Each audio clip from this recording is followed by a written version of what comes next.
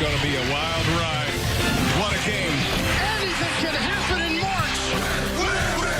To be forever a champion. How about that? Absolute madness. Good evening, everyone. Welcome to the NCAA Men's Basketball Championship Selection Show. I'm Greg Gumbel. Along 67 games will be played in the state of Indiana, with the large majority in Indianapolis. The four quadrants of the bracket will still be identified as East, West, Midwest, and South. So, without further ado, let's begin the reveal of the tournament brackets from the NCAA and its corporate champion, Coca-Cola. These are first and second round games on Saturday and Monday, and the overall #1 seed is Gonzaga, with the Bulldogs heading up the West region. And why not? 26-0 on the year, 15-0 in the West Coast. That's 4 #1 seeds for the Zags in the last 8 tournaments. Cannot come as a surprise to these guys, and well-deserved, well-earned. Have a chance to be the first undefeated team since 1976. Best of luck. So who are they going to play? They will play the winner coming out of the first 4, which is on Thursday, March the 18th. That contest will be either the Spartans of Norfolk State or the Mountaineers of Appalachian State. And we have talked to these guys for weeks now. The Spartans returning to the NCAA tournament for the second time in school history. And the Mountaineers of Appalachian State won the Sun Belt tournament. They make their first NCAA tournament appearance since the year 2000. So they will do battle in order to meet Gonzaga. Now, Oklahoma, the Sooners, the #8 seed. Coach Lon Kruger's Sooners went 15-10. First team since 1974 to defeat 4 top 10 teams in a calendar month. They will take on the 9th seed Missouri Tigers out of the SEC. 16-9 on the year, 8-8 in the Southeastern Conference, led by Coach Quanzo Martin. So it'll be Missouri against Oklahoma. Now, out of the Big East, the Creighton Blue Jays, the #5 seed. The Blue Jays, 20-8 on the year, 14 wins in the Big East this year. The Blue Jays reaching the Big East tournament final. Now, #12 seed, UC Santa Barbara, the Gauchos. If you've been listening to this show, you know the two gentlemen next to me are saying, beware the Gauchos. Their Big West record in school history, 13-3 on the year. Continuing, the #4 seed out of the ACC, Virginia's Cavaliers, defending champions from 2 years ago. Cavaliers won the ACC regular season title. Seth? Well, remember, Virginia has COVID issues. Some of their players are not going to get to Indy until a few days from now. All right, meanwhile, who will they play? They will take on 13th seed Ohio Bobcats. Coach Jeff Bowles captained the '94 team to the MAC regular season and tournament title. He takes them there as their coach. Moving down to the bottom half of the bracket, the #6 seed, the Trojans of USC. They've got Evan Mobley, the Pac-12 Player of the Year, going for them.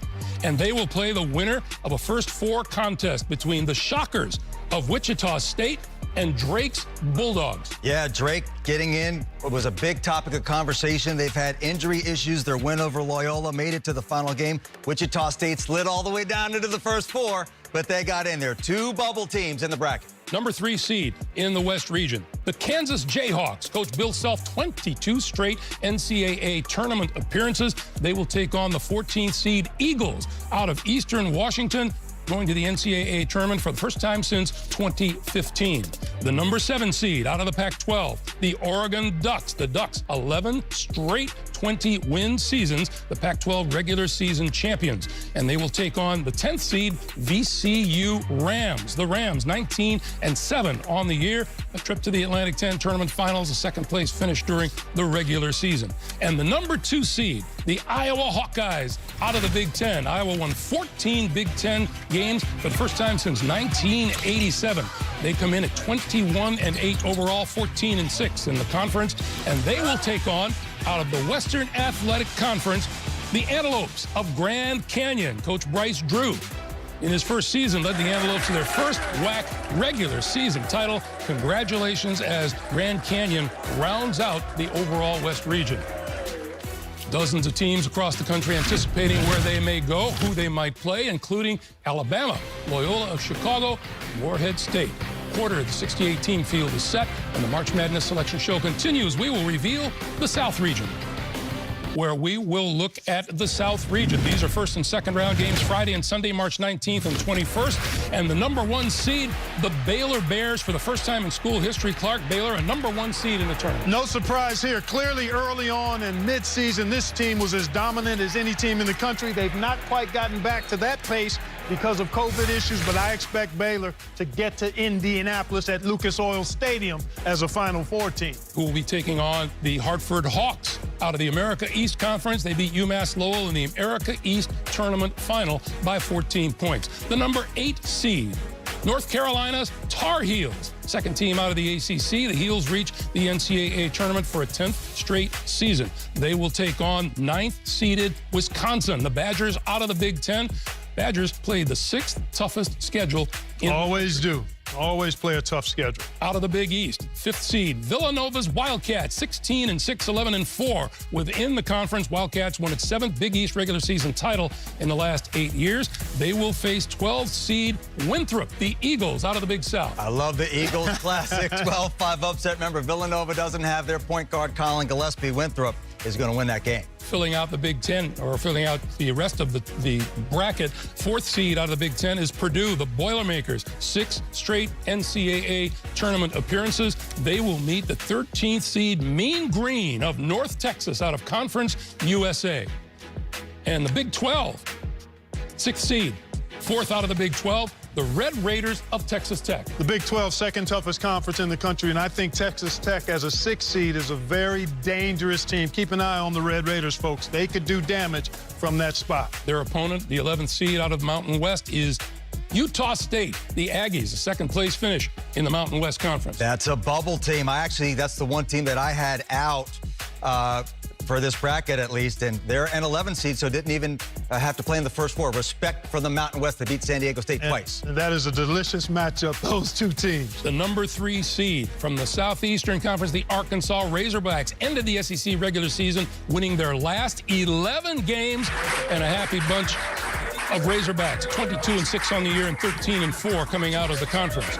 They will play Patriot League champion Colgate, the Raiders. We have been talking about the Colgate Raiders, and they score some points. They are going to play this one on roller skates. This will be up and down, up and down. Both of these teams score, shoot the 3, and have a lot of guys that can do both. The number 7 seed out of the SEC, the Florida Gators, 14-9 overall, 9-7. They have Trey Mann playing for them, leads the Gators in scoring and assists, and tied for the team lead in rebounding. And the number 10 seed from the ACC, the Hokies of Virginia Tech, were picked to finish 11th in the ACC, finishing 3rd, 15-6 on the year. Congrats to Va Tech.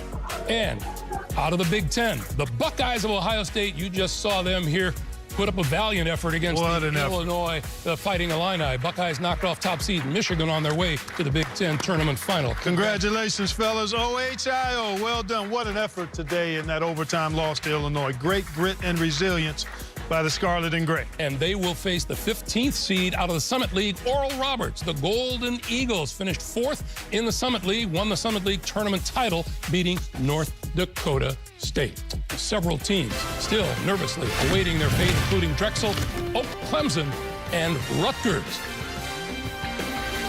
Another look at the reactions of a few of the teams excited to have a NCAA team tournament field. We begin the second half of our reveal of the brackets from the NCAA and its corporate champion, Capital One, with the lower right quadrant, the Midwest region. First and second round games Friday and Sunday, the 19th and the 21st. And Illinois Fighting Illini, the number 1 seed, one of the powerhouses down the stretch, and no surprise. And they did come down the stretch. Nobody played better basketball than the Illini outside of Gonzaga the last 3 or 4 weeks, and that's how they moved themselves to that number 1 seed line. Going back a month ago, they weren't in that conversation. They continue to cut the nets down in Indianapolis after their overtime victory over Ohio State. Now, watch Clark explode here. They'll take on the 16th seed Drexel Dragons. I like that Drexel Dragon squad. Cam Winters, a terrific scorer for them. But first time since '96. Yeah, they're going to have a tough time, though.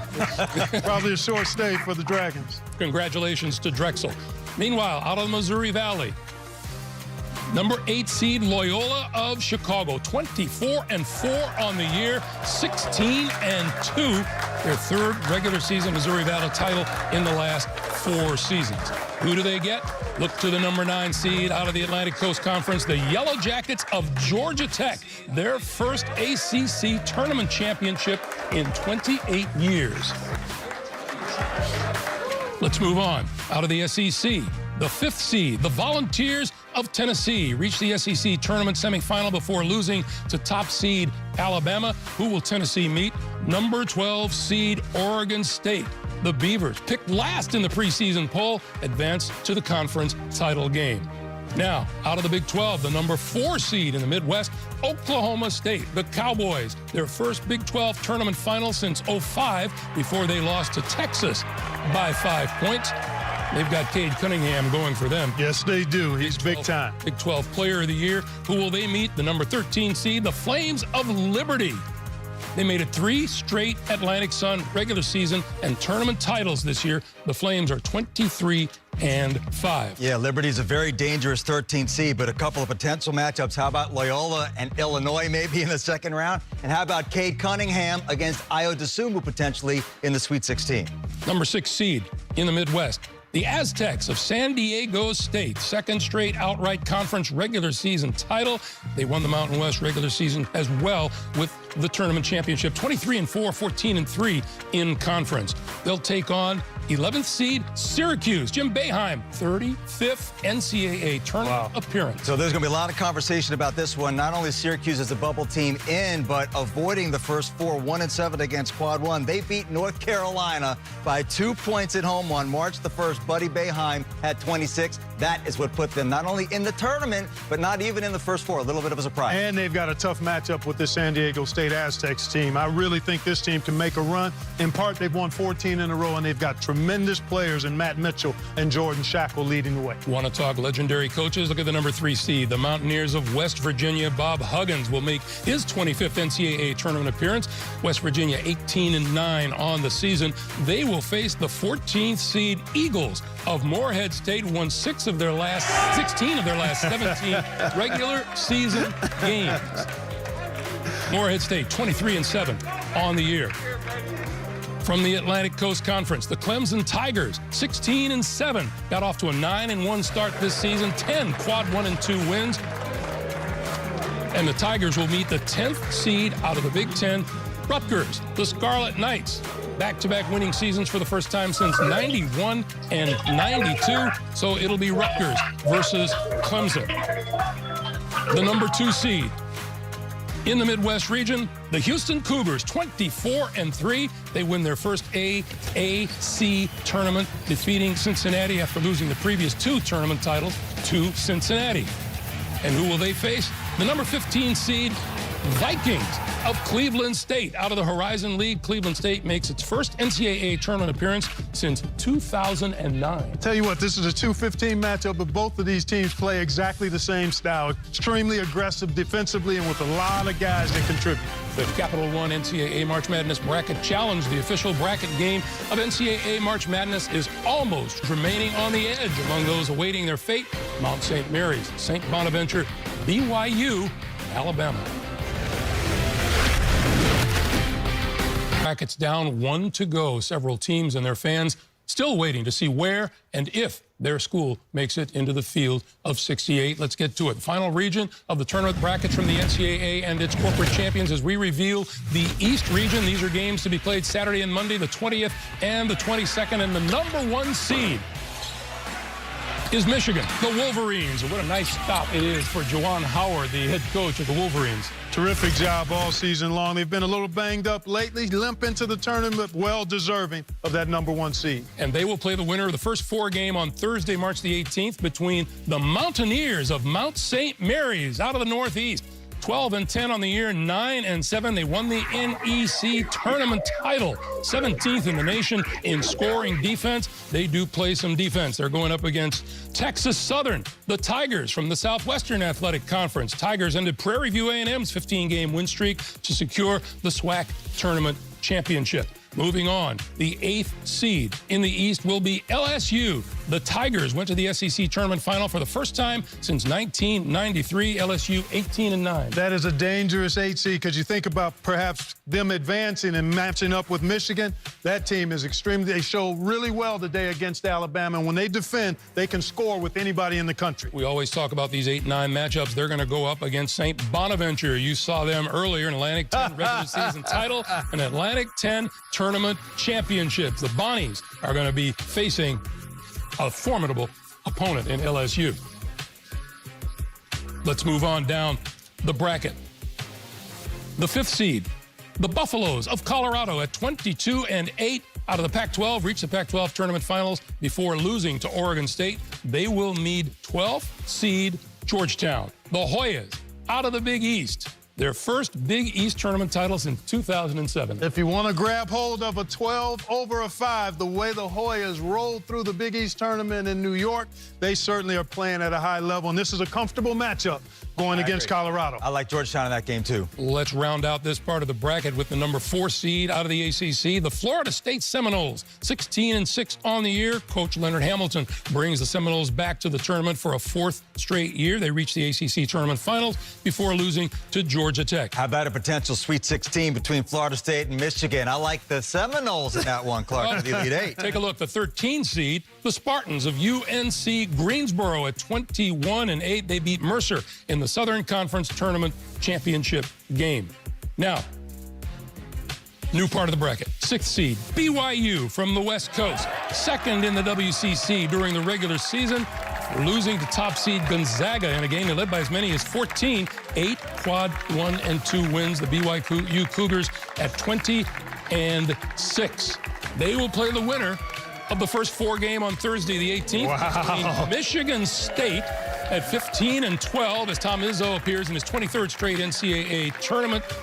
And UCLA, the Bruins, the number 11 seed, ending the season on a 4-game losing streak. Championship games in the first 4. Wow. That sound you heard was everyone in America falling off their couch. Frankly, I'm surprised that those teams ended up in the first 4. Michigan State has beaten all 3 number 1 seeds in this tournament and still ended up in the first 4. That's 2021. But they're in. They're in. All right, the number 3 been a long wait seed, for those 2. Number 3 seed in the East region, Shaka Smart's Texas Longhorns, 19-7 on the year. They win their first ever Big 12 tournament championship. And this team early on was playing as well as anybody, hit a skid, but have now ascended, and they're a threat to get to Lucas Oil Stadium. They will play the Wildcats of Abilene Christian out of the Southland Conference. Ran away from Nichols 79-45 in the Southland Tournament Final. The number 7 seed, the UConn Huskies out of the Big East. They return to the NCAA tournament for the first time since 2016, and they will meet 10th seed Maryland. The Terps, 16-13 on the year. The Terps are in the NCAA tournament 5 times now in the last 6 seasons. And at the very bottom, the number 2 seed, Alabama, the Crimson Tide, 24-6, won the SEC regular season title for the first time in 19 years, then won their first SEC tournament final, defeating LSU by 1. They will meet the 15th seed, guess who? The Gales of Iona. Headed up by Rick Pitino, the 3rd coach in NCAA history to take 5 schools to the NCAA tournament. They won the MAC tournament title, defeating Fairfield. All right, the breakdown of conferences that earned multiple bids looks like this. No surprise, the Big Ten leads the way with 9 teams. The Big 12 and ACC are next with 7 bids. 5 conferences received 2 bids each. Should any of these conferences have a team withdraw, a replacement team will fill their spot in the bracket. Now, the 4 teams that just missed the 68-team tournament field, Louisville, Colorado State, St. Louis, Ole Miss, are in that order on standby to replace any team from a multi-bid conference that is forced to withdraw. No replacement teams will be added after Tuesday at 6 p.m. Eastern Time. Any withdrawals after this deadline will be ruled a no contest. If champion of a 1-bid league withdraws, it would be replaced by a team from the same league. The Tuesday deadline still applies. Any incoming team assumes the position in the bracket of the team it replaces. There will be no teams joining the field once the tournament begins. That said, let's turn our attention back to the last 4 teams that just made the field, and the first 4 teams that are on the outside looking in. Team you feel should have made the field of 68, and if so, Seth, who would you replace? Well, I had